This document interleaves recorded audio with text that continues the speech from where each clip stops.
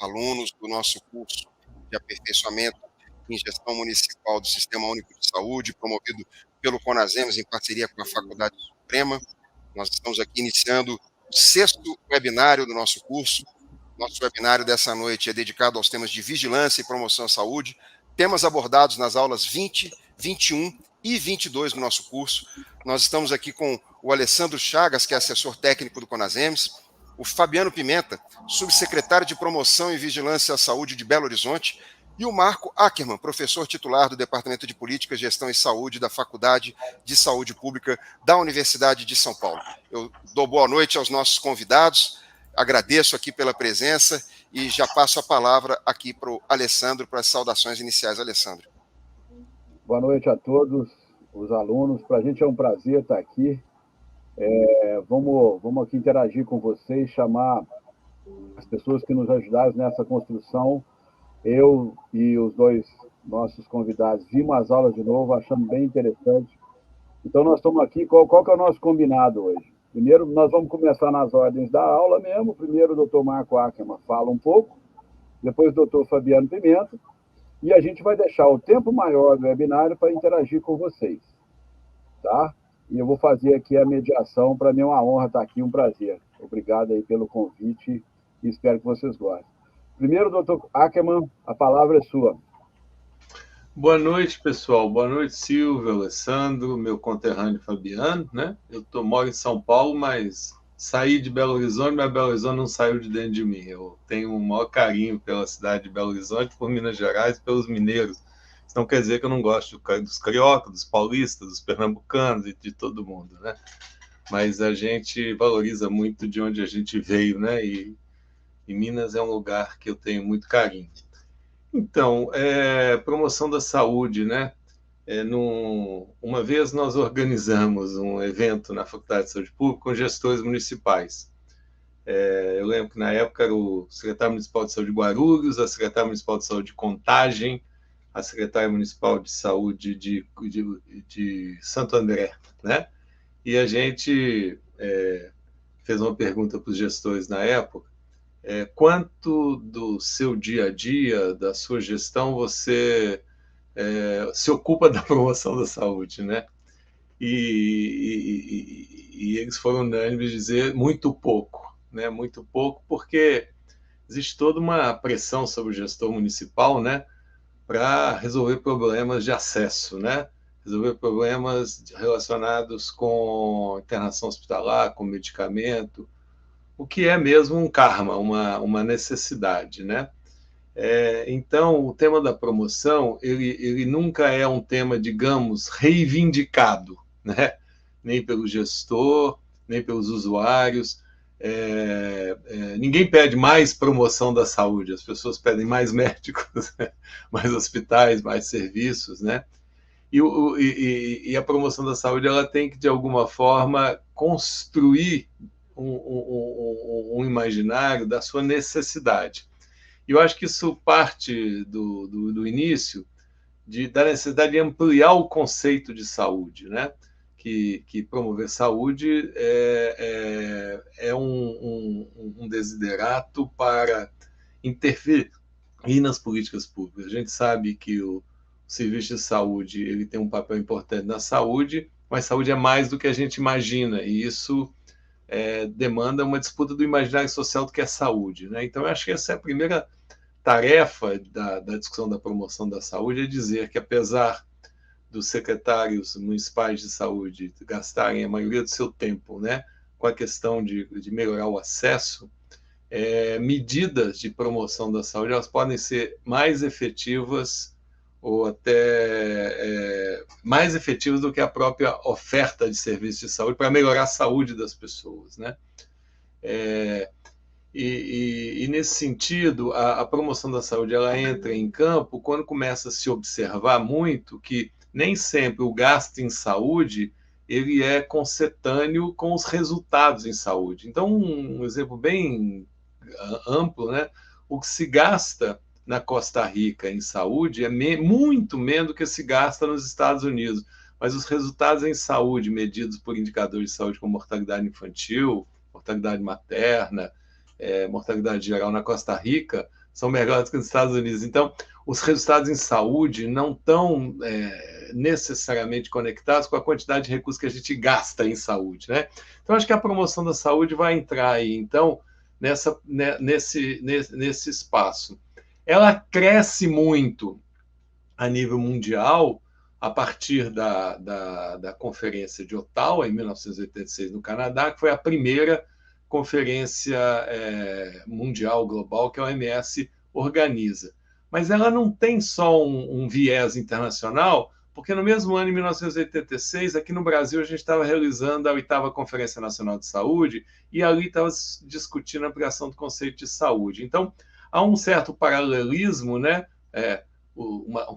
Uma cosmologia, tanto internacional quanto nacional, que coloca em cena a necessidade de pensar a questão da promoção da saúde e, conectado com a promoção da saúde crítica, a determinação social do processo de saúde e doença, né?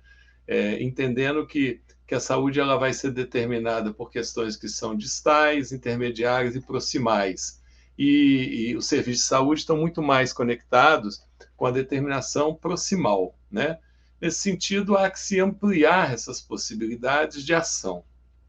Lá no curso, eu trouxe rapidamente uma discussão das diferenças ou das nuances entre proteção, prevenção e promoção. Não são diferenças hierárquicas, uma não é melhor que a outra, mas cada uma tem os seus dispositivos, né? A proteção ela cumpre um papel, digamos assim, de atuar sobre vulnerabilidades e insegurança, a prevenção, uma certa antecipação de riscos, né? E a promoção, ela tem um objetivo de incrementar, de ativar, de melhorar, de trazer mais recursos, né? Promover, promovimento, né? Promotion em inglês, né? A favor do movimento. Então, a promoção da saúde teria um pouco esse papel. Se a gente olhar a Política Nacional de Promoção da Saúde, ela tem uma base de valores muito importantes. Então, não basta dizer que nós estamos fazendo atividade física se essa atividade física não estiver movida por uma base valorativa de construir solidariedade, cooperação, inclusão social, que é a base valorativa da Política Nacional de Promoção da Saúde, né? Assim como também seus eixos operacionais e seus eixos transversais. Eu quero chamar a atenção que a Política Nacional de Promoção da Saúde é um dispositivo muito importante para o gestor, né? Ela ajuda bastante o gestor a construir, né, as suas possibilidades de atuação no nível municipal. O Fabiano vai falar, muitas vezes a gente fala de uma atividade de promoção da saúde, ela é muito mais uma atividade de vigilância. E aí eu quero dar um exemplo. A Política Nacional de Promoção da Saúde, o ano passado, ela fez 15 anos, ela foi promulgada em 2006. Em 2014, ela foi revisada, né? Na de 2006, havia um eixo que se chamava prevenção e controle da mortalidade por acidente de trânsito. Isso é uma atividade de vigilância muito importante.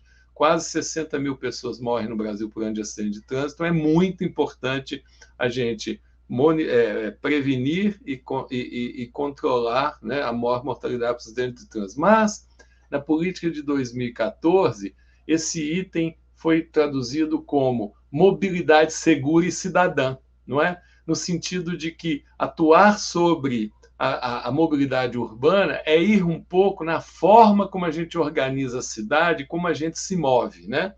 Nesse sentido, a promoção da saúde está muito conectada aos determinantes sociais da saúde e não necessariamente aos riscos, né?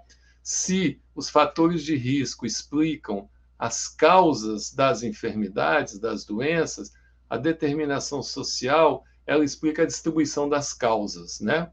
Então, trabalhar com mobilidade urbana e cidadã vai, talvez, na raiz dos problemas. E a vigilância e a promoção dialogam e sinergicamente otimizam-se, né? Quero chamar a atenção para o outro ponto que a gente trabalhou também na aula, não é? Que é a conexão entre a promoção da saúde e os Objetivos de Desenvolvimento Sustentável. Uma agenda que está na moda, está em voga, precisa de ser trabalhada. Eu disse que a OMS organizou em 1986 sua primeira Conferência Global de Promoção, mas em 2016 organizou a 9ª e nessa nona trouxe esse debate da promoção da saúde e do desenvolvimento sustentável, porque em 2015 a ONU tinha trabalhado os 17 Objetivos de Desenvolvimento Sustentável assinados por 193 países. A OPAS e o Ministério, então, organizaram uma lista de cadernos para poder favorecer a implementação da PNPS, da Política Nacional de Promoção da Saúde. Nós, do CPDOC, tivemos a tarefa de fazer um dos cadernos que a gente chamou de Trilhando a Promoção da Saúde nos Objetivos de Desenvolvimento Sustentável, né? Eu acho que é necessário, a pandemia nos mostrou a necessidade de articular a política pública, né, com muito mais firmeza do que a gente vinha fazendo, porque a gente notou, e inclusive se chama sindemia, né, e não pandemia, na medida em que a gente observa uma simultaneidade de fatores. Então, tanto a Política Nacional de Promoção da Saúde quanto os ODS, eu acho que são uma desculpa necessária e ética que a gente tem para articular a política pública. Nunca antes na história desse país nós precisamos tanto construir políticas públicas articuladas. E eu vi que a pandemia favoreceu muito esse debate. Eu vi a área da educação pedindo apoio da saúde, pedindo apoio da segurança pública, pedindo apoio da área de transporte público para poder voltar às aulas, né? Então a gente vê uma necessidade imensa de construir a intersetorialidade. E lá em 2016, na China, nessa nona conferência da OMS, se falou, então, desses 4 eixos necessários para essa articulação da promoção. A iniciativa de municípios e comunidades saudáveis, que coloca a questão da saúde alto na agenda do prefeito, não é? A mobilização social é muito necessária, a participação da cidadania nesse processo, né? A questão da intersetorialidade, quer dizer, construção de novos modos de governo, não é? E a questão do letramento em saúde, e a gente está vendo na pandemia que o letramento em saúde não é a velha educação em saúde, não é apenas ensinar a lavar a mão, e a gente vê que jornalistas, políticos, né, profissionais de newspaper precisam, de alguma forma, um certo letramento em saúde para ampliar as suas possibilidades. Terminando, né, a pandemia mostrou a necessidade de apagar o fogo, né? No início da pandemia se precisava de pensar respiradores, hospitais de campanha, medicamentos. Essa foi uma discussão, né? O fogo precisava de ser apagado, mas eu acho que o campo da promoção da saúde conectada às ODS, pergunta qual é a causa do incêndio, né? E eu acho, então, que os dispositivos que a promoção da saúde, a PNPS, né, a gestão intersetorial, os ODS trazem, nos ajuda a não necessariamente só apagar o fogo, mas tentar enfrentar e descobrir a causa do incêndio. Então, eu fico por aqui e me coloco à disposição para a gente continuar conversando depois. Bem, muito obrigado, Marco. Passo para o Alessandro, por favor, Alessandro. Obrigado, Marcão. Vamos passar já imediatamente para Fabiano. Vai lá, Fabiano. Bom, boa noite a todos, né? Queria agradecer aí o Conazems pela oportunidade, cumprimentar aí os gestores, as pessoas que estão nos assistindo, cumprimentar o professor Marco Ackmann, uma referência internacional na questão da promoção, né? Muito importante para nós as suas palavras, cumprimentar o Silvio. Eu também revi as aulas, né? Achei que as aulas ficaram muito bem colocadas dentro desse processo do curso. E eu queria marcar algumas questões que, ao fim e ao cabo, eu acho que nos interessam mais sob o ponto de vista de atuação no território, no município. Uma coisa muito importante aí que o professor Marco colocou, eu fui secretário municipal de saúde aqui de Belo Horizonte de 2013 a 2016. E toda a minha história, toda a minha formação vem da área de vigilância, prevenção e controle de doenças, né? Ainda do tempo das ações verticais, o processo de descentralização para os municípios. E realmente é um grande desafio colocar na pauta da unidade básica de saúde, dos municípios que têm questão regionalizada, como os distritos sanitários, e na própria pauta do nível central da Secretaria de Saúde, a questão da vigilância, a questão da promoção, devido a essa urgencialização que a gente vive, né, e cada vez mais crescente, dos processos de acesso ao serviço de saúde. Não é à toa que as UPAs têm 80%, 90% dos seus usuários com classificação de Manchester azul ou verde, né? Isso que eu acho um movimento importantíssimo, que vem ganhando corpo, e eu acho que essa discussão aqui é fundamental para isso, né? Que o conceito hoje ampliado de vigilância em saúde, que teve sua origem muito mais focado, né, no primeiro momento, pelas doenças transmissíveis por consequência da vigilância epidemiológica, né? Hoje esse conceito ele se exauriu, não que não exista vigilância epidemiológica, que é de fundamental importância, mas na verdade ela tem que se conectar, ela tem que estar inserida dentro de um sistema municipal de saúde, em que nós estamos falando da vigilância do saúde trabalhador, que nós estamos falando da questão da vigilância ambiental, com os seus vertentes relacionadas à qualidade da água, a questão da qualidade do ar, né? Que tanta repercussão tem, qualidade do solo, que tanta repercussão tem de coisas importantes que o professor Marcos coloca aí, sob o ponto de vista de qualidade de vida, de promover saúde, né? De promotion, como ele bem colocou.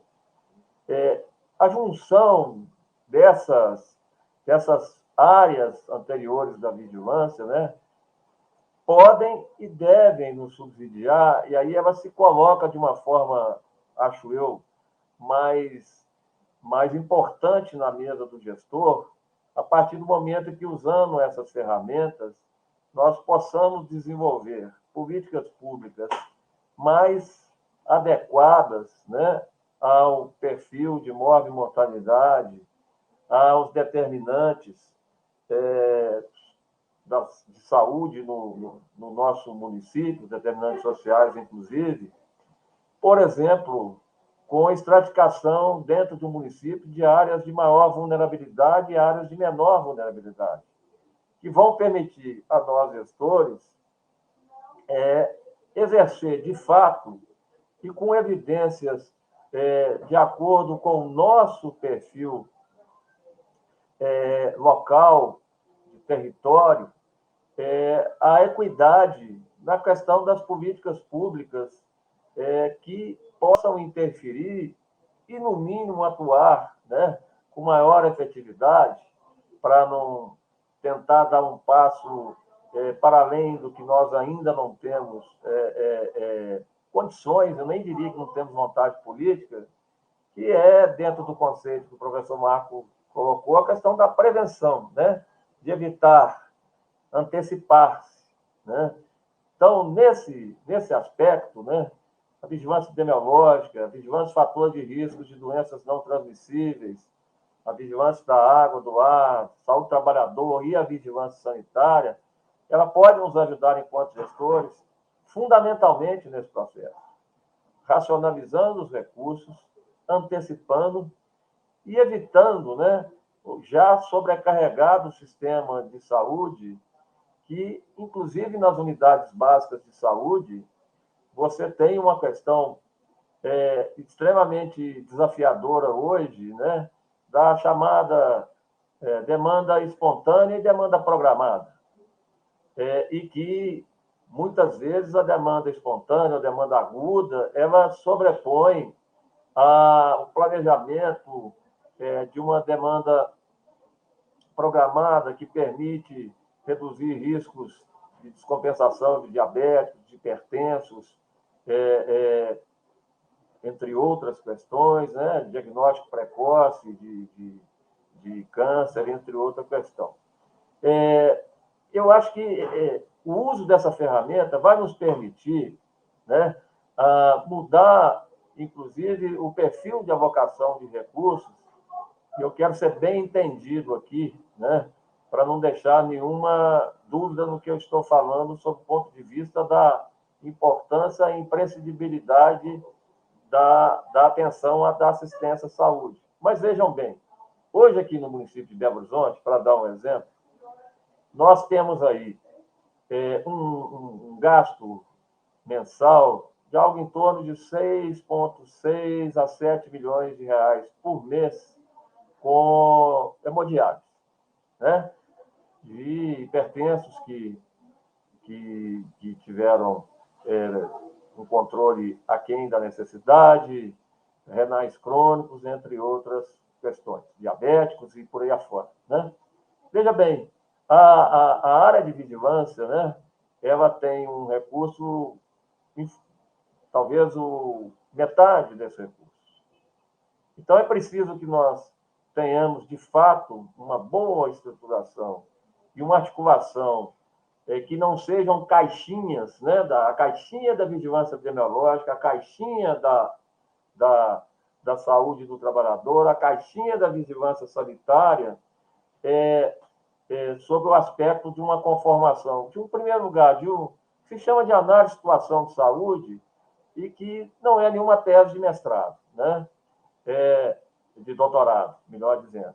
É, sim, conhecer o território, e aí o papel da atenção primária nessa articulação, o papel do agente comunitário de saúde, e essa interação, e que esse processo ele permita, como diz o professor, prevenir nesse processo, né? Nós fizemos um estudo aqui, multicêntrico, um caso ambulatorial de dengue, com custos diretos e indiretos, ele está aí na faixa de $200, né? Algo em torno de R$ 1.000.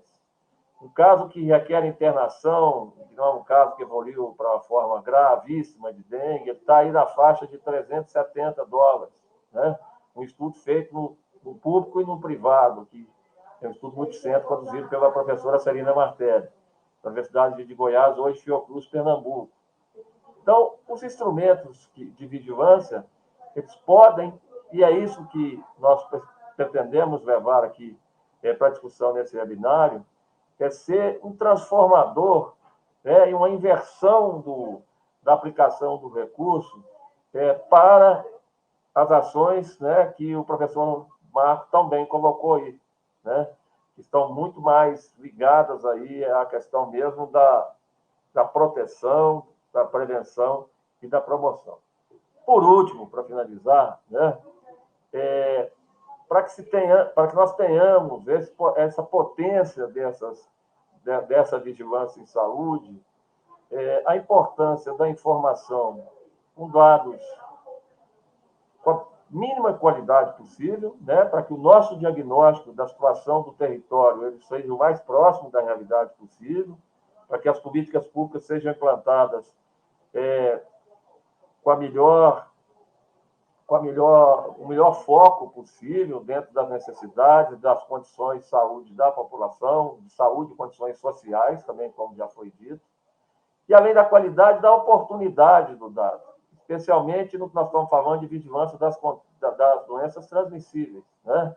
Vivenciamos isso aqui dramaticamente na epidemia de Covid-19, vivenciamos isso volta e meia nas epidemias de dengue, zika, chikungunya, né? A oportunidade da ação. Se o dado servir apenas para contar a história, isso é significativo, né? Que a gente aprende muito com a história, é claro, mas ele precisa ir muito além disso. E é por isso que essa interseção, a unidade básica de saúde, com a vigilância em saúde, os profissionais das equipes de saúde da família, com os profissionais da vigilância, ele precisa ser oportuna para que as ações sejam desencadeadas o mais rápido possível, né, para que se evite as epidemias e, em última instância, os óbitos, né? Então, eu queria destacar bem essa questão do potencial da vigilância em saúde no diagnóstico, que venha nortear a definição de políticas públicas na saúde e políticas intersetoriais. O professor Marcos citou aí a questão dos acidentes de trânsito, né, da mobilidade com dignidade e com segurança, E a participação da vigilância nesse processo ela é fundamental, né? Fundamental e importante. Então, é isso que inicialmente eu teria para colocar, né? Na verdade, sobre a prática da vigilância, da informação para ação, e me considero aí e me coloco à disposição para a discussão que nós teremos agora. Muito obrigado mais uma vez pela oportunidade de participar e de compartilhar com pessoas tão importantes e que eu prezo muito. Muito obrigado, Fabiano. Passo a palavra aqui para o Alessandro. Alessandro, você já deve estar recebendo aí algumas perguntas do nosso público, né? E aí, por favor, fique à vontade para fazer um comentário sobre as exposições que antecederam e já começar a fazer o bate-bola das perguntas dos nossos alunos. Obrigado, Silvio, Fabiano e Ackerman, muito obrigado. Eu queria, antes de começar aqui a interagir com os alunos,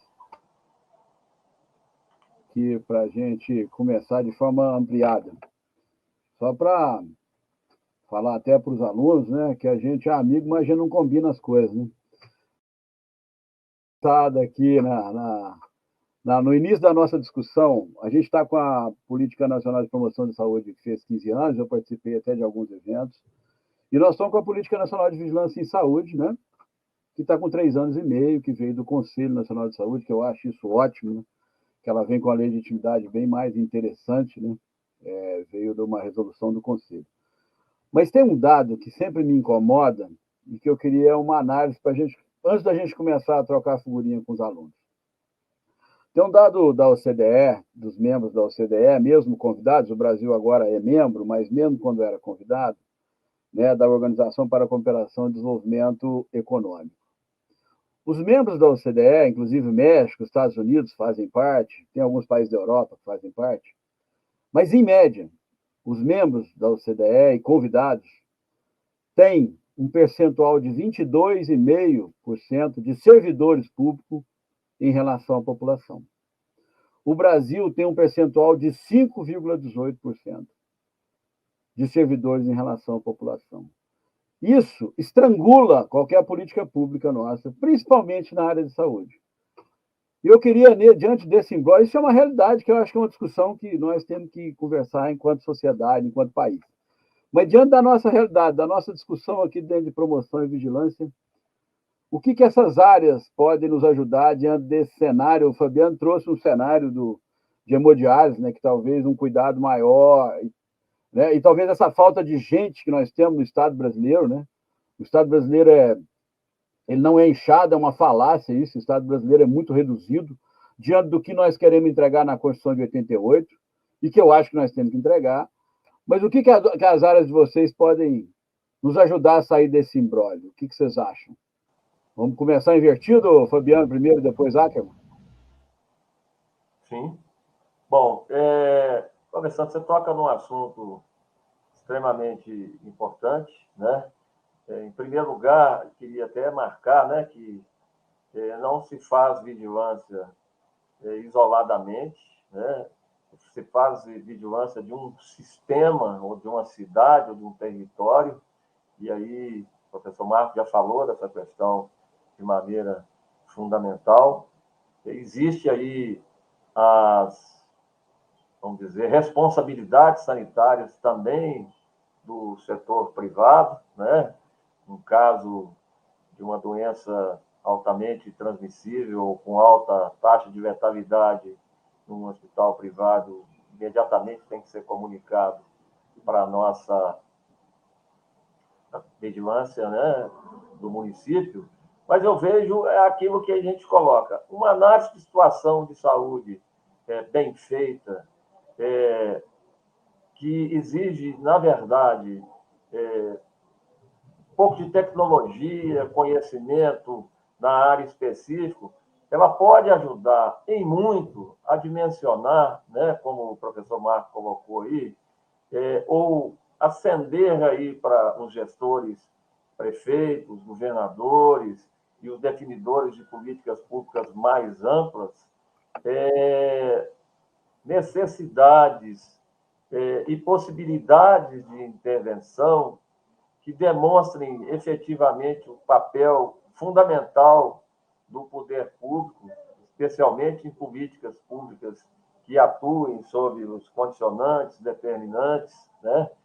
E que possibilitam melhorar, em última instância, a qualidade de vida da população. Então, eu penso que o subsídio dessas desigualdades efetivamente demonstradas com ferramentas de vigilância para que os decisores possam, de fato, conhecer a realidade do seu município, a realidade do seu território e serem efetivamente convencidos com argumentos claros, palpáveis, de que, na verdade, né, a alocação, por exemplo, né, eu vou puxar para o que você colocou, de mais um enfermeiro qualificado na sala de vacina de uma unidade básica de saúde, e que não seja a sala de vacina um improviso, né, colocando profissionais com alta rotatividade, que não estão preparados para aquela questão, porque não foram nem admitidos para aquilo, para aquela função, e nem treinados especificamente para isso, não é um gasto, é um investimento, né? Que efetivamente pode transformar ali indicadores de saúde, indicadores gerais do município. Então, penso que podemos, sim, né, com o instrumento da vigilância, subsidiar melhor os tomadores de decisão e reverter, né, essa falácia, para usar o termo que você usou, né, que, na verdade, recurso público em última instância, recurso julgado no ralo, né, e que, na verdade, existe um grande número de pessoas que não mostram resultado. Felizmente, né, lamentavelmente, mas felizmente, a epidemia da Covid-19, de certa forma, demonstrou isso, né? Como acho que foi o professor Marco colocou, com a demanda do setor da educação, com a demanda do setor da própria da assistência social, entre outros, né? A importância de uma visão baseada em evidências e municiada pela vigilância para tomada de decisão e implantação de políticas públicas e até mesmo invertendo mais recursos no setor público. Acho que isso ficou claro, desmistificando aí melhor essa questão que você colocou. Então, Alessandro, você traz uma questão que é uma questão política com P maiúsculo, né? Essa coisa pendular do Estado como problema, o Estado como solução, né? E vem para cá, vai para lá, vem para cá, vem para lá, quer dizer, nós estamos precisando de constituir um projeto de país, assim, de que Estado a gente precisa, né? De que Estado a gente precisa para melhorar a vida, para diminuir as desigualdades, né? E isso também é uma questão política. Eu já vi um debate, que parece ser um debate acadêmico, mas ele é um debate político. Tem gente que acha que imoral é a pobreza, tem gente que acha que imoral é a desigualdade. Quando você acha que moral é a pobreza, você pensa um tipo de política. Quando você pensa que moral é desigualdade, você pensa outro tipo de política, né? Então, tem aí mais um processo eleitoral. Eu acho que a gente podia, quem sabe, trazer essas questões substanciais para o debate político, né? De que Estado a sociedade brasileira precisa. Agora, eu acho também, nesse ponto que você está das estatísticas, por mais que eu estou cansado das telas, eu estou cansado do digital, não aguento mais o digital. Estou louco para o presencial voltar à vida. Mas nós vamos ter que nos valer cada vez mais da estratégia da saúde digital, não vai ter jeito, né? Principalmente porque você está colocando aí essa coisa das diferenças. Nós não vamos crescer o Estado, então nós vamos ter que agilizar o nosso Estado de alguma forma. Eu estava outro dia vendo o tal do Conect SUS, brincando o seguinte: o hacker que hackeou lá o Conect SUS, ele propagandeou o Conect SUS para o Brasil inteiro. A gente passou a conhecer mais ainda o Conect SUS depois do hacker, né? E a gente está identificando muito o Conect SUS, muito mais com a questão da vacina. Mas o Conect SUS ele tem um conjunto de aplicações, de ferramentas, que pode ajudar muito a gente na saúde e pode ampliar um pouco essa lógica da intersetorialidade. Porque quando a gente pensa Conect SUS e pensa no usuário final, o cidadão, a gente pensa o usuário do SUS. O profissional, a gente pensa o profissional da ponta na unidade básica de saúde. E o gestor, a gente pensa o secretário municipal de saúde. Mas lá tem um módulo, por exemplo, chamado alergia, né? Aí eu fiquei pensando o seguinte, já pensou se todos nós pudéssemos pôr lá no tal do Conect SUS a nosso histórico de alergia alimentar, nosso histórico de alergia de medicamento, os gerentes de hotel, as companhias aéreas, todas elas podem começar a fazer uso dessa estrutura digital, né? Além, tem muita discussão nas nossas redes de que a telemedicina, a telesaúde pode vir a mercantilizar muito a saúde, isso virar uma ação em shopping center. Vou lá fazer uma consultinha ali na cabine de telesaúde, né? Mas ela pode também expandir possibilidades, né, de uso e, de alguma forma, diminuir essa diferença, esse gap entre 22% e 5% do ACD. Então, eu acho que é uma questão política, é uma questão tecnológica e é uma questão de expandir também o que a gente entende por saúde, porque o Conect SUS pode vir a expandir as possibilidades, né? E o último ponto é a discussão da determinação comercial do processo saúde e doença, né? Os conflitos de interesse que tem aí. Então, plano de saúde, indústria farmacêutica, indústria armamentista, indústria de alimentos, isso são questões também que interferem muito no processo da saúde e que as políticas públicas têm algum papel. Eu estou muito contente que os colegas nossos da área de nutrição, do IDEC, eles estão, de alguma forma, com muita propaganda no jornal, na televisão, gastando dinheiro mesmo, né? Fazendo advocacy e apertando a indústria, né? A indústria alimentícia tem sido muito apertada por eles. Eu já vi a Nestlé assumir, falando assim, nem todos os nossos alimentos são saudáveis. A indústria alimentícia, a ABIA, Associação Brasileira da Indústria, falando assim, nós não vendemos só veneno, né? Então, essa discussão da discussão dos alimentos ultraprocessados, né? Essa questão armamentista, o carro como a única utilidade. Então, são questões também que a gente precisa de levantar, né? Para que a gente acelere esse processo de ampliação do conceito de saúde e diminua essa diferença entre os países da OCDE e a gente, né? Quer dizer, falta gente, falta recurso, mas nós não vamos ter esse recurso e essa gente amanhã, né? Então nós temos que ir permeando essas possibilidades aí de ação, né? E integrando, né? Acho que integrar é conhecer o território. Eu acho que o nosso foco importante é conhecer o território.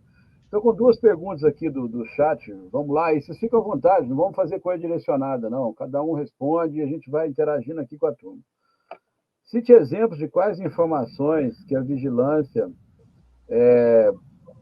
detém, né, para que, em conjunto com a atenção básica, melhore a atuação no território. E uma outra, exemplo de ações de promoção de saúde ligadas aos ODS que podem ser trabalhadas intersetorialmente. E pode fazer mais uma, a terceira? Eu acho que não fica muito, não. Como envolver os prefeitos na organização dos ODS do município e quais argumentos usaremos para convencê-los? Acho que tem um trio bom de pergunta aí. Vamos lá. Eu vou deixar as duas ODS para o professor Marcos, que está bem mais envolvido com essa questão e muito melhor balizado para colocar. E essa primeira, das informações que a vigilância tem para subsidiar, os nossos sistemas de informação, apesar das dificuldades, né, tem muita informação e que a gente precisa trabalhá-las, né? Tem muito dado para transformar em informação. Eu vou até fugir do tradicional sistema de informação de mortalidade, vou fugir do tradicional Sistema Nacional do SINASC, de nascidos vivos, e vou só chamar a atenção, por exemplo, né, para um sistema, embora ele seja um pouco enviesado, mas ele dá uma informação importantíssima, né, que são as AIHs, que são as autorizações de internação hospitalar, que podem nos permitir, com relativa fidedignidade, né, para efeito inclusive, de organização da própria atenção primária em saúde, né? Por exemplo, pessoas que têm internações recorrentes, por exemplo, por diabetes que se descompensou, ou pessoas que vieram a fazer uma internação para, infelizmente, amputar um membro em função de diabetes, e uma série de outras questões, né, que não são tão complexas de serem avaliadas e que podem fazer, né, um banco de informações para subsidiar a discussão no território. Por que é que esse paciente está internando muito? Por que é que esse paciente está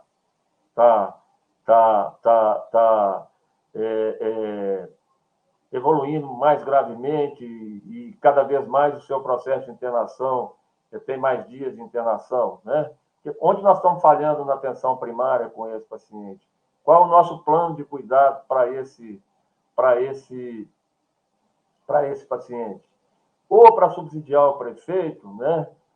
Nós temos aí, vou voltar ao banco do dado de sistema de informação de mortalidade, por exemplo, dentro dessa questão que começou dentro da política de promoção, lá em 2006, da questão da segurança, projeto Vida no Trânsito, né? Hoje a mobilidade com dignidade e com segurança.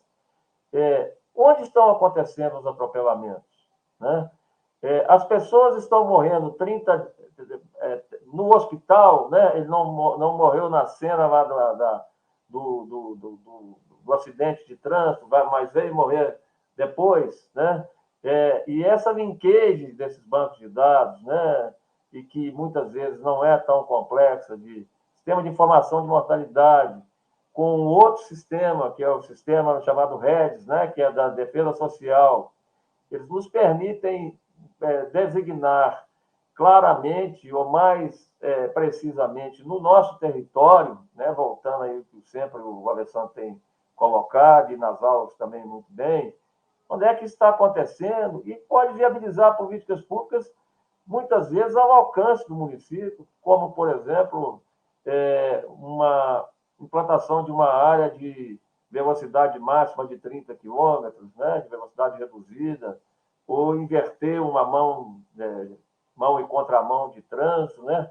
Isso interfere de maneira importante na ocorrência, por exemplo, de morte por acidentes e violências, né? A partir de dados que subsidiam a administração municipal a tomar algumas medidas que muitas vezes não são dispendiosas, né? São medidas de pouco investimento, sob o ponto de vista de injeção de recursos, mas de utilizar a informação que nós temos, né? E que pessoas com uma qualificação que não precisa ser uma qualificação absolutamente tão complexa, né? E que permite fazer essa análise e essa aplicação no município. Mais um exemplo muito rápido. Aqui em Belo Horizonte mesmo, nós observamos, através do sistema de informação, um crescente, há anos atrás, de amputação de dedos e parte da mão, especialmente em padarias, né? Então, o linkage da saúde do trabalhador, a saúde do trabalhador enquanto um processo de identificar as causas desses acidentes e tentar discutir atuações sobre essas causas, junto com a vigilância sanitária, induziram a essas padarias a colocar uma proteção um pouco maior, não dispendiosa, e os dados mostram nitidamente como que as internações ou as procuras por pronto atendimento em função de perdas de dedo, de mão, por acidente em padarias, caiu vertiginosamente. Então, são dados que permitem, né, atuação programada, ordenada, e que ajudam muito, né, a melhorar a qualidade de vida da população, em última instância. Então, olha, são 17 ODSs e não é uma novidade. Hoje, uma tarde, o dia todo, eu tive participando com gestores municipais de um curso promovido pelo COSEMP São Paulo. O COSEMP São Paulo está fazendo, essa semana, seu 35º Congresso de Secretários Municipais de Saúde de São Paulo. E o curso que a gente trabalhou foi como trilhar a promoção da saúde nos ODS, e havia gestores de Jacareí, Tarumã, Assis, Bauru, Taboão da Serra, Jundiaí, Araçatuba. E a gente sentiu uma certa sensibilidade dos gestores municipais, dos prefeitos principalmente, para essa questão da Agenda 2030. Inclusive, um município que me chamou muita atenção foi Jacareí, que o prefeito tomou para si essa coisa da agenda, né? Então, ele está discutindo essa questão do conceito de ampliado de saúde, criou um comitê intersetorial, e tudo que a prefeitura faz, ele quer dar sentido, porque não precisa de fazer coisa nova em relação aos ODS, né? A prefeitura já faz um montão de coisa em todas as secretarias, que se a gente fizer uma coisa de una a primeira coluna com a segunda coluna, nós vamos ver que os municípios já fazem muitas coisas relacionadas com os ODS, né? Estava nessa sessão também a presidente do COSEMES Goiás, a Verônica Vortrich, que é secretária municipal de saúde de Chapadão do Céu, em Goiás. Eu estava brincando que ela vai para o livro do recorde, porque ela já tem 12 anos de gestão municipal. Já saiu o prefeito já renunciou e ela segue lá, porque ela, de alguma forma, tem um programa e um projeto que ela chama de promoção da saúde e sustentabilidade. Então, a questão dos resíduos sólidos, a questão de hortas comunitárias, a questão de agricultura orgânica, num município rico de agricultura e que consome muito agrotóxico, tem muita intoxicação por agrotóxico, o fato dela, olha bem, ela é da saúde, mas ela, em conjunto com a Secretaria de Agricultura, começa a implementar uma lógica de agricultura orgânica. Isso vai diminuindo o impacto da intoxicação, do uso do agrotóxico, né? Os prefeitos, então, e esse prefeito de Jacareí, eu perguntei para a colega de Jacareí por que o prefeito está se interessando por isso. Ela foi, primeiro, o prefeito está vendo que tem fontes de recursos voltados para essa questão da energia, né? Então, que está conectado com os ODS. Então, pensar bicicleta, pensar outras alternativas modais de transporte público pode trazer investimento para o município. E outra coisa, o prefeito começa a observar também que os ODS se conformam numa forma de articulação de todas as políticas públicas, né? E aí pode até favorecer a administração dele não estar administrando cada secretaria em particular, mas ele tem um projeto integrado. Agora, o capitalismo é um problema sério, porque um grupo alemão fez um estudo e mostrou que qualquer ação sobre qualquer um dos ODS, ele impacta no outro ODS. Então, se eu melhoro a educação, eu favoreço equidade de gênero. Se eu favoreço equidade de gênero, eu diminuo a pobreza. Se eu melhoro a alimentação, eu diminuo a insegurança alimentar. Se eu faço agricultura orgânica, eu diminuo os danos ambientais. Mas tem um dos ODS, que é o 12º, que é o ODS que fala de produção e consumo, que conspira contra todos os outros, porque a lógica de produção e consumo capitalista, ela é insustentável, né? Então, essa discussão da alimentação saudável, ela não tem a ver só, não é, com a obesidade. Ela tem a ver com os padrões de consumo, de produção numa determinada cidade, né? Como é que a gente articula isso? Então, é uma agenda potente. É lógico que as políticas de austeridade brasileira e da América Latina diminuíram muito a força dos estados, como o Alessandro estava salientando, e a pandemia comprometeu muito o alcance das metas do ODS. Uma outra coisa importante são 169 metas. A cidade de São Paulo criou uma comissão de ODS, olhou para essas 169 metas e falou assim, quais dessas 169 metas nos interessam para a cidade de São Paulo? E trabalhou 120, 130. E agora está fazendo uma consulta pública para ver como que essas metas podem ser trabalhadas. E a gente pode olhar essas metas também sob a ótica do que é proteção, prevenção e promoção. Porque tem metas que protegem, que falam de diminuir a insegurança. Tem metas que falam de controlar riscos, mas tem metas que falam de promoção. Por exemplo, aumentar em 30% o nosso agroecologia no município, né? Isso aparentemente não está nada relacionado com a saúde, mas tem implicações na questão da alimentação saudável, na questão da intoxicação, na questão da produção de renda. Então, é olhar a sinergia de todas essas condições para gerar uma lógica de ação integrada.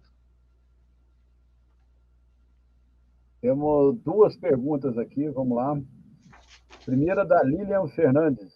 Como o gestor pode incentivar o trabalho conjunto entre vigilância, a saúde, atenção básica e atenção especializada? E a outra é da Elisângela Abreu. Acredito que as ações de promoção de saúde dependem muito dos trabalhadores. Como vencer as barreiras do atendimento curativo de formação e muito fortalecido pelas demandas rotineiras de uma UBS? Acho que Fabiano e Ackerman na segunda, pode ser? Sim. Ou vocês falam das duas, tá tranquilo também. Bora lá. Vamos lá, eu falo da primeira, o professor fala da... Eu acho o seguinte, pouco adianta, né, os organogramas, as portarias, né, que são importantes para dar a diretriz, para dar o norte, mas o mais importante é a prática, né? Eu acho e acredito muito, respondendo a pergunta de maneira mais objetiva, mais rápida, em duas questões, para mim, fundamentais. Primeira, o planejamento e a programação, que parte, né, de maneira ascendente, mas de maneira integrada. Não vai ser o gerente da unidade de saúde que vai fazer, isoladamente, né? E nem vai ser, no nível central da secretaria, o planejamento que vai fazer, né? O planejamento vai ser o coordenador, vai ser o catalisador do processo. Então, as áreas precisam participar efetivamente, né? A coordenação da atenção primária, a coordenação da vigilância, a própria assistência, né? Porque não se desconectam essa questão, né? Por tudo que eu já disse aqui sobre o diabético que descompensa, o hipertenso que passa a ser grave, né? Que estava leve por N motivos. E a segunda é a prática do monitoramento e do acompanhamento também de maneira integrada. Eu vi aqui em Belo Horizonte, em vários outros municípios, desculpa, eu estou dando exemplo muito de Belo Horizonte, que é onde eu trabalho, né? Então, assim, a gente vive a prática. O enfrentamento da Covid, eu acho que mostra um pouco isso, né? Não tem como você fazer ações não farmacológicas e ações assistenciais sem que ocorra sistematicamente, seja 2 vezes por semana, seja 1 vez por semana, e aí que eu quero chegar do como fazer, de encontros, reuniões, o nome que queira dar, né? De avaliação, de monitoramento e de ajustes, né? Eventuais na intervenção, seja ela não farmacológica ou farmacológica, como queira, né? E aí vale para qualquer outra questão no Sistema Municipal de Saúde, se isso não é discutido conjuntamente e que, na verdade, as áreas têm conheçam o que está acontecendo no território e têm o seu papel, a sua intervenção de maneira cinética, de maneira integrada e intersetorial. Então, eu acho que são duas questões que eu penso muito importantes. A participação desde a questão do planejamento E efetivamente, o conceito de monitoramento não isolado pelo planejamento, mas com a efetiva participação dessas áreas. Eu acho que aí o processo flui, não é fácil, é complexo, mas eu acho que esse é o melhor caminho, né, na minha avaliação. Então, a colega falou assim, os profissionais de saúde estão tão assoberbados, né, com a assistência, que não sobra tempo para promoção. É como se fosse uma oposição. Eu acho que a gente tem que desnaturalizar o conceito que a gente tem de promoção, de que promoção é uma outra coisa diferente da lógica do cuidado, né? Tem uma frase do Machado de Assis que eu uso, né? Que era o Viegas, um cangalho de 70 invernos. Ele padecia de uma tuberculose imensa, ele tinha uma caverna, ele estava sangrando, ele era um hospital concentrado. Então, esse hospital concentrado do Viegas é um pouco o profissional de saúde assoberbado. Aí o Machado de Assis, na citação, ele fala assim, mas seus olhos luziam de muita vida e saúde. Olha que interessante, né? Apesar dele estar todo pitimbado, né, por causa da tuberculose, o Viegas, seus olhos luziam de muita vida e saúde. Então, veja bem, a potência do sujeito, ela não é antagônica a ele estar doente, né? Então, eu acho que promoção da saúde tem a ver com potência de vida, como é que a gente aumenta a potência da vida das pessoas, como é que a gente atua sobre determinantes sociais da saúde e como a gente promove equidade. Nesse sentido, trabalhar projetos terapêuticos singulares, organizar a clínica, né? Gerenciar a clínica, é também uma forma de promover a equidade, na medida em que eu começo a fazer projetos terapêuticos singular em relação aos diferenciais de exposição, aos diferenciais de tratamento, aos diferenciais de vulnerabilidade, aos diferenciais de resultados, entendeu? Eu posso ter uma lente promocional no sentido da promoção da equidade, da atuação sobre os determinantes sociais da saúde, mesmo estando na clínica. Eu não preciso sair para poder fazer caminhada, eu não preciso sair para poder fazer bolo sem açúcar, né? Então, um outro exemplo que eu acho que desnaturaliza isso, e a gente para de achar que promover saúde é atividade física, é a coisa da alimentação, é a coisa do álcool, da droga, né? Porque tem todo um juízo moral em cima disso, né? Quer dizer, veja bem, as coisas que a gente chama de fator de risco são as coisas que dão prazer também. Então, olha bem, beber, comer, transar, fumar, né? Atividade física, o corpo. Essas coisas que a gente tem prazer é onde está contido o risco. Então, se tudo não pode, né? Então, como é que a gente constrói uma outra lógica de favorecer a potência dos sujeitos? E aí, uma vez, umas nutricionistas, num congresso da Associação Paulista de Saúde Pública, fizeram um trabalho que eu gostei bastante, que elas falaram assim, vamos aqui apresentar hoje uma oficina de alimentação saudável para idosos. A gente fica pensando que ali vai acontecer ensinar os idosos a tomar suco, fazer comida com verdura, prevenção da hipertensão. Não, sabe o que era essa oficina de alimentação saudável para idosos? Era levar os idosos para um sítio e comer feijoada, torresmo e caipirinha, né? Vocês vão fazer o que eles têm de saudável? Não, tem tudo, porque a determinação aí é a falta de rede social do idoso. Então, solidão, depressão, suicídio, né? Então, construir uma outra lógica que vá na raiz do problema é também uma atividade de promoção da saúde. Então, acho que a gente tem que desnaturalizar o que a gente constrói como promoção para a gente poder entender que nós temos potências de ação mesmo estando dentro da humanidade básica sem poder sair, né? E aí tem a ver como que a gente constrói potências dos sujeitos, como é que a gente constrói potências do sujeito nos conselhos municipais de saúde, como é que a gente constrói potências do sujeito nas suas associações comunitárias, né? De forma que, eu estava vendo ontem mesmo na Cultura, falando da periferia das cidades, toda a precariedade que tem as periferias das grandes cidades, mas toda a potencialidade que tem também nas periferias das grandes cidades, na criatividade, na música, no teatro, nas artes. Então, é uma coisa não está em antagonismo com o outro. Então, promoção tem a ver com atuação sobre determinação social, atuação sobre diferenciais e promoção da equidade. Muito bom. Nós vamos. Então, entusiasmou aqui essas duas respostas de vocês aí. Eu, por mim, também fico aqui até às 21h30.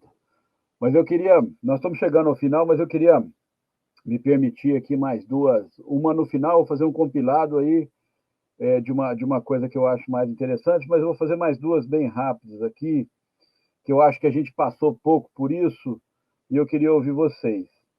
Que é essa questão da conexão, né, da vigilância sanitária e da saúde do trabalhador na vigilância, na atenção básica, como é que a gente integra esse processo, né? Principalmente em municípios menores, né, de onde eu venho, lá de Bom Sucesso, a vigilância sanitária tem uma coisa meio distante, né? Uma coisa muito cartorial.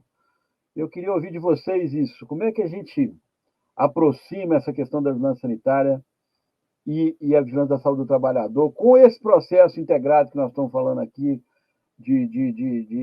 da saúde, né? Do processo integrado? O que vocês acham sobre essas duas questões? Não sei se está muito subjetivo, mas é porque são duas áreas que nós passamos pouco aqui no nosso webinário. Bom, eu acho que o primeiro passo dessa questão é que, como eu disse, né, essa questão de uma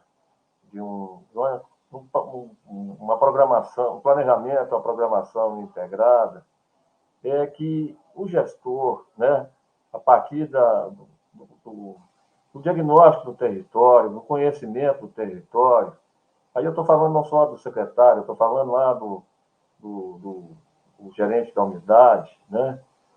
Nós temos que desmistificar muito esse papel castorial, legalista, digamos assim, da vigilância sanitária e tanto da saúde do trabalhador, né? Nós chegamos aqui ao cúmulo aqui nessa pandemia, o Ministério Público de Trabalho vem pedir para a saúde do trabalhador avaliar se o fundo de garantia estava sendo depositado, confundindo completamente os papéis, né?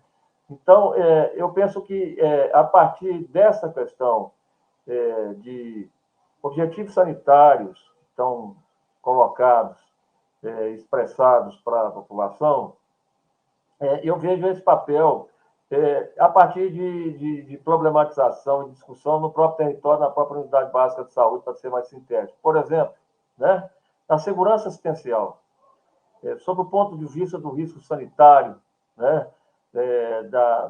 daquele elenco de atividades que a unidade básica de saúde está executando, como que a vigilância sanitária pode contribuir para minimizar riscos e contribuir para a segurança assistencial?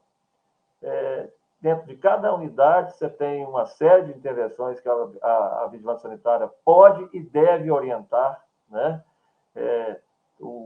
Tanto o gestor como os profissionais de saúde, da mesma forma que a questão da saúde do trabalhador, né? A partir mesmo dessa discussão, né? Bem objetiva e bem clara das limitações e deficiências que temos. Então, por exemplo, né, vamos começar com coisas mais simples, né? O programa de gerenciamento e resíduos de serviço de saúde. Nem todos os profissionais que estão na unidade básica de saúde têm a obrigação de conhecer, de exercitar. Tanto a vigilância sanitária como a saúde do trabalhador pode ser um instrumento extremamente importante nesse processo. Então, eu penso que, com certeza, né, fazendo parte da equipe no território, né, e praticando, e se desvencilhando um pouco, né, de um papel legalista, que é importante em algumas situações, mas muito mais no uso do conhecimento para aplicação prática, que, em última instância, vai beneficiar em muito ali a população daquele território. Acho perfeito o que o Fabiano falou. Eu acho que se desvencilhar desse papel, digamos, cartorial, fiscalista, né? E colocar em cena, estamos aqui todos para defender a vida, né? Como que nós, por exemplo, patrão, empregado, o produtor, como é que nós vamos fazer para defender a vida? A vida, né? Então, eu acho que a construção de um comum pactuado, de um comum construído, né? Porque tanto quem está na unidade básica quanto quem está na rua fazendo fiscalização está com o mesmo objetivo, né? Defesa da vida, defesa da vida. Então, eu acho que esse processo de pedagógico pôr em cena a questão do conhecimento, trabalhar com o pessoal essa lógica de negociação de conflitos, né? A coisa de diálogo não violento, né? Eu acho que ir construindo outras capacidades também, de forma que quem recebe entre aspas, o vigilante sanitário vai entender o papel dele também. Lá na Faculdade de Saúde Pública, na disciplina de vigilância em saúde, a gente tem uma unidade integradora, a gente está chamando o projeto Escuta. A ideia eles entrevistarem pessoas, vendedor ambulante, dono de loja de tatuagem, hospital, como é que eles veem a vigilância sanitária, né? E como que você acha que essa vigilância poderia fazer? Como é que ela poderia desenvolver projetos pedagógicos? Como é que ela poderia trabalhar com seus trabalhadores aqui? Como é que você, patrão, pode contribuir com esse processo, né? Eu acho que a gente tem que criar canais de diálogo e canais de compartilhamento de conhecimentos, né? Então, lógico que tem a lei, tem a regra, tem que às vezes fechar um estabelecimento, esse é o limite, não tem jeito, né? Mas eu acho que se a gente puder construir outras capacidades, eu acho que a gente pode avançar, sabe? Eu queria encerrar, já passando para vocês fazerem as considerações finais, mas encerrar com mais uma questão macro, igual eu fiz na primeira aqui. Já agradecer a Fabiana, agradecer Marco, agradecer ao Silvio, né? Agradecer também ao Conazense pelo convite. Para mim é uma honra estar aqui. Eu gosto muito dessas coisas ao vivo. Eu não gosto muito de coisa editada, não. Vamos ao vivo aqui, é melhor, eu acho mais interessante essa capacidade de interagir direto. Agradecer as perguntas aí dos alunos. Mas eu queria encerrar o seguinte, cara. Eu sou da vigilância há muitos anos e para mim é muito caro essa questão, e eu queria ouvir de vocês sobre essa questão. Assim, como que se conhece o território sem vigilância? Eu não consigo entender. Pode ser que eu tenha um viés de vigilância, né, de promoção no meio, então eu fico meio... E eu queria, porque eu acho que o que é importante para a gente conseguir proteger a vida da maneira ideal, com um estado reduzido, é conhecer o território. E é articular o território como um todo, até num território que tenha um hospital, que tenha... E eu queria ouvir de vocês sobre isso, né? Como que a gente conecta as nossas áreas nessa importância que é conhecer o território no Sistema Único de Saúde. Que é assim que a gente faz diferença, né? Hoje a gente estava aqui com um colega com um problema, né? A esposa, marido de um colega com um problema, e ela reclamando de alguma coisa, eu falei, olha, o SUS tem uma coisa interessante. A empatia é muito maior, né? Sem nenhuma crítica, né? Mas a gente tem uma empatia maior quando a gente trata, quando eu acho que é uma coisa que a gente faz muito de coração, e independente da assistência. Eu queria ouvir de vocês essa questão, assim. O que a gente faz objetivamente para a gente integrar mais? E eu acho que a vigilância e a promoção são instrumentos disso. Para a gente encerrar com essa questão e já com as considerações de vocês. Muito obrigado novamente. Tá. Bom, eu vou me permitir falar para o professor fechar, e vou ser bem... Uma resposta simplória, mas complexa, né? Eu acho que, de fato, não muito... você perde muita potência, né, para usar o termo que o professor está colocando, com bastante pertinência, quando você desconhece o território, né, desconhece a distribuição desigual das causas, né, os determinantes sociais. Mas, ao fim e ao cabo, o nosso grande desafio, a mensagem final que eu quero deixar aqui para os nossos colegas, é que todos são vigilantes, todos, né? Às vezes, algum tem um papel mais específico, de fazer uma análise estatística para verificar, né, se aquilo ali é de fato um fator de risco, ou se de fato aquela atividade reduziu desigualdade, mas a gente introjetar, né, do membro do Conselho Local de Saúde, do líder comunitário, até o secretário municipal de saúde, né, o prefeito, todos são vigilantes, né, de uma forma ou de outra. E como que a gente vai conseguir colocar isso em prática, né, no dia a dia, conforme nós iniciamos esse debate, né, apagando sempre o incêndio e sempre a questão assistencial falando muito mais alto, né? Por N questões, né, que a sociedade expressa nas suas procuras por serviços de saúde. Então, acho que esse curso, e finalizando minha fala, eu acho que instrumentos como desse curso, né, que aprofunda de uma maneira bem tranquila e bem pragmática a questão da vigilância, a questão da integração com a atenção primária, eu acho que a gente tem que resumir, assim, todos têm um papel importante na vigilância. E cabe a cada gestor encontrar aí a expressão desse vigilante para que, de fato e ao cabo, haja um melhor conhecimento do território e que as ações desenvolvidas contribuam para, ao fim e ao cabo, para potencializar e para a vida, né? Muito obrigado, eu me sinto muito honrado de poder participar, aprender com todos aí e rever pessoas que tão queridas. Muito obrigado. O Alessandro, é sacanagem você trazer essa pergunta como a última. Eu queria sugerir ao Conasems, a você e ao Fabiano e ao Silvio que a gente faça um debate só sobre isso. Como é que a gente olha para o território? Aí eu fiquei pensando aqui, primeiro a gente tem que olhar para o território não só com os nossos olhos, com os olhos de quem vive no território, né? Então, isso é uma coisa que eu acho importante. Outra coisa, ver coisas que normalmente a gente não vê.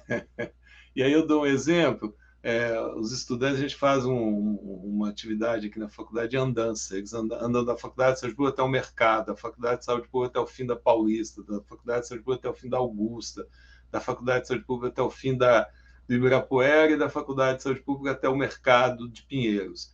E aí os alunos fazem, engraçado, eu faço sempre esse caminho e vi coisas que eu não via antes, porque a encomenda que a gente faz é diferente de você ir de um lugar a outro. Então, essa é uma outra coisa, olhar, né, com os olhos que a gente não vê sempre, porque se a gente continuar olhando o território com o olhar viciado, a gente não vê coisas que existem no território que a gente não vê. Outra coisa, não olhar o território só a partir da lente dos seus problemas, e sim também das suas potências, das brechas que o território coloca de resistência. Isso é muito importante para a gente poder também construir. Exemplo, descendo a Rua Consolação, a calçada toda quebrada. Pô, essa calçada aqui ela é difícil para os idosos. O idoso não pode caminhar aqui. Mas, ao mesmo tempo, em frente a essa calçada quebrada, tem um cortiço que foi ocupado por um movimento quilombola de cultura. E ali eles fazem alimentação, eles vendem coisas, fazem um conjunto de coisas. Então, assim, olhar para o território também sob a ótica das potências construídas no território, não é? Um exemplo também que uma vez eu vi, a gente fez um trabalho uma vez sobre encomendado pelo Ministério da Saúde com comunidade de terreiro, e a pergunta é o seguinte: existe produção social da saúde em comunidade de terreiro? E a gente entrevistou pais de santo em 15 comunidades de terreiro pelo Brasil inteiro para ver que sim, lá dentro havia produção social. E aí, quando a gente fez a apresentação desse trabalho em Campinas, a gerente do território disse o seguinte: eu queria pedir desculpa a vocês que têm as comunidades de terreiro aqui no meu território. no meu exercício de territorialização, eu nunca tinha incluído as comunidades de terreiro, né? Como também as igrejas evangélicas. Então, tem outros aspectos no território também que são conectados com a saúde que a gente não observa, porque a gente só vê com as nossas lentes, com os nossos olhos. Eu acho que a gente tem que, de alguma forma, escutar mais, né, o território, mais do que ver o território com as nossas próprias lentes. Então, eu acho que isso cabe, sabe, Alessandro? Sua pergunta é boa, sobre que lente que a gente tem que olhar o território. Muito obrigado, Silvio. Obrigado pelo convite. Obrigado, Fabiano e Ackerman. Dava um outro webinário. Quem sabe a gente pensa nisso num próximo. Obrigado. Eu espero que os alunos tenham gostado. Obrigado, Alessandro. Agradecer aos nossos convidados, Fabiano Pimenta, Marco Ackerman. Uma passada rápida pelo chat, pessoal. Eu vi gente da Bahia, São Paulo, Roraima, Paraná, Amazonas, Paraíba, Pará, Minas Gerais, Goiás, Espírito Santo, Rio de Janeiro, Ceará, Santa Catarina, Mato Grosso do Sul, Piauí e Rondônia, dentre outros estados aqui do nosso Brasil.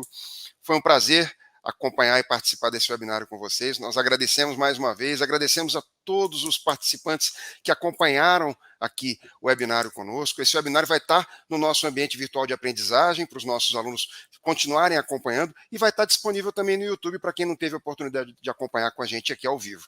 Obrigado mais uma vez a todos e todas, obrigado aos nossos convidados, obrigado ao Alessandro que fez a moderação desse debate, e até a próxima.